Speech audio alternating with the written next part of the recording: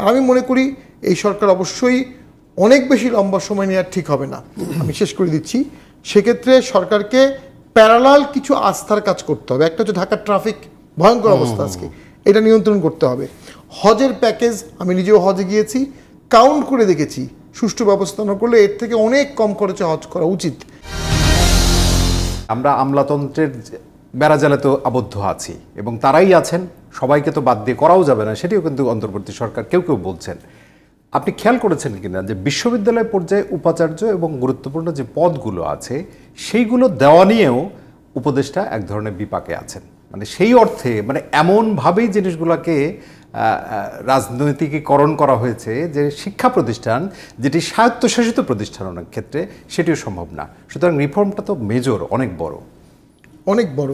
ওই জন্যই তো একটা রাজনৈতিক দল লাগে, কারণ দলের একটা কাঠামো থাকে, একটা লিস্ট থাকে, একটা লোকজন চেনা জানা থাকে যে এই সেক্টরে এই লোকগুলো ভালো, আমার অনুগতর মধ্যে ভালো, কেউ আবার কম অনুগত, কোয়ালিটি বেশি, কারো আবার কোয়ালিটি কম, অনুগত বেশি।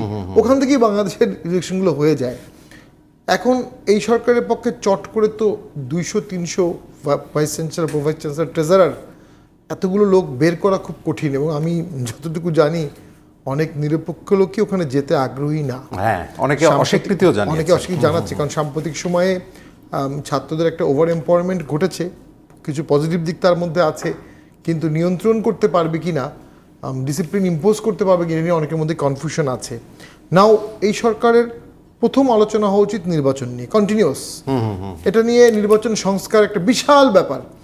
নির্বাচন কিভাবে, কমিশন কিভাবে হবে, আগের যে আইনটা করা হয়েছে নির্বাচন কমিশন আইন, যেটা 50-60 বছরে হয়নি, কিন্তু 50-60 বছর পরে যখন করা হলো 2022 সালে, এটার মধ্যে ডিফেক্ট রয়ে গেছে। একটা বড় যে বলা হয়েছে রাষ্ট্রপতি করবে, কিন্তু সংবিধানের অনুচ্ছেদ অনুযায়ী রাষ্ট্রপতি এটা করতে পারেন না, ওনাকে প্রাইম মিনিস্টারের অ্যাডভাইস নিতে হয়।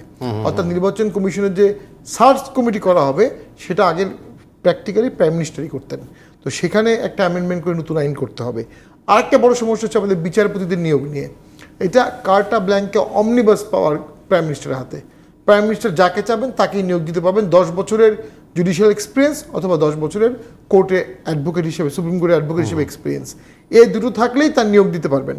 এবং নিয়োগের পরে তার যে অ্যাপিলেট ডিভিশনে এলিভেশন, এটা in consultation with chief justice হওয়ার কথা, প্র্যাকটিক্যালি সেটা কতটা আমরা জানি না।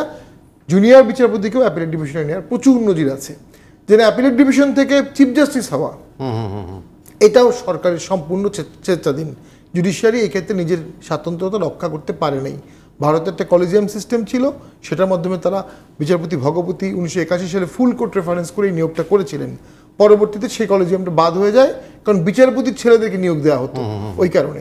বাট আমাদের দেশে প্র্যাকটিক্যালি এটা কমপ্লিটলি প্রাইম মিনিস্টারের হাতে, বাস্তবতা বলছি।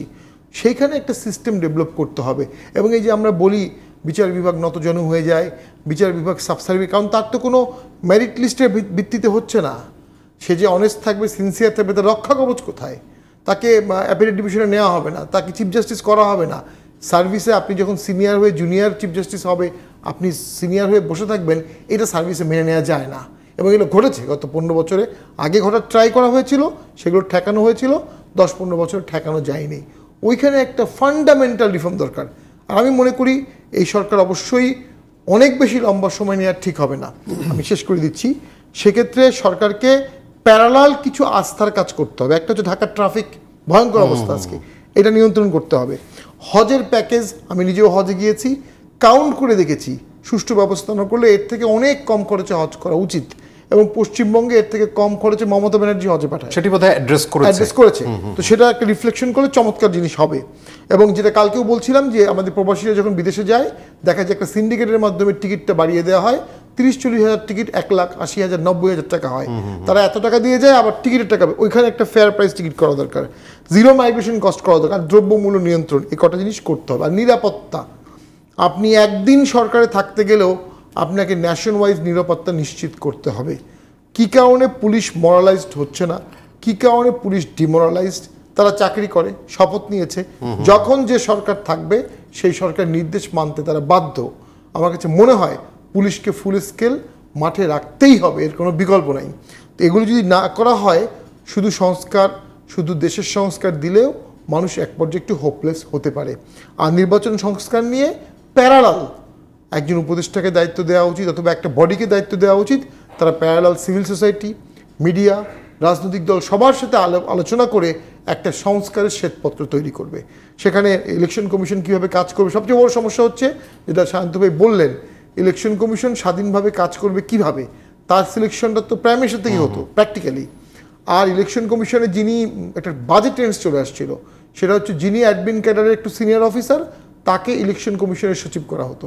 ইলেকশন কমিশনের সচিব কখনো ইলেকশন কমিশন থেকে আনা হতো না, ডেপুটেশন আনা হতো। কাজের যে অভিজ্ঞতা, নট অনলি দ্যাট, ইলেকশন কমিশনের মেম্বারও একজন দুজনকে ওই অ্যাডমিন ক্যাডার থেকে আনা হতো। অনেক ক্ষেত্রে আপনার সিএসইও তো হয়েছে অ্যাডমিন ক্যাডার থেকে, সেটা অবশ্য খারাপ না। দেখা গেছে আগের ইলেকশন কমিশনার ভালো থাকলেও তারা ভালো কাজ করতে পারেনি। 14 সালে যে ইলেকশন কমিশনার ছিলেন তাদের কিন্তু পার্সোনাল রেকর্ড কিন্তু অসম্ভব ভালো, কিন্তু তারা কিন্তু একটা একতরফা ভোট ঠেকাতে পারেননি। কেন পারেননি? সংবিধানে তার সেই সুযোগ নাই। কেন পারেননি? তাদের যে ম্যান্ডেট আছে সেখানে তার সুযোগ নাই। তো ওই অ্যামেন্ডমেন্টটাও দরকার।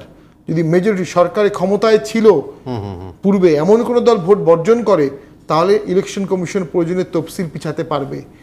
যদি 50% ভোট কাস্ট না হয়, রিপোলিং হবে। যদি 25% নেগেটিভ ভোট কাস্ট হয়, রিপোলিং হবে। 14 সালের এক্সপিরিয়েন্সটা মাথায় রাখতে হবে। কখনোই 10%-এর বেশি উইথ আনকন্টেস্ট ইলেক্টেড হতে পারবে না। 14 সালে 51% হয়েছিল।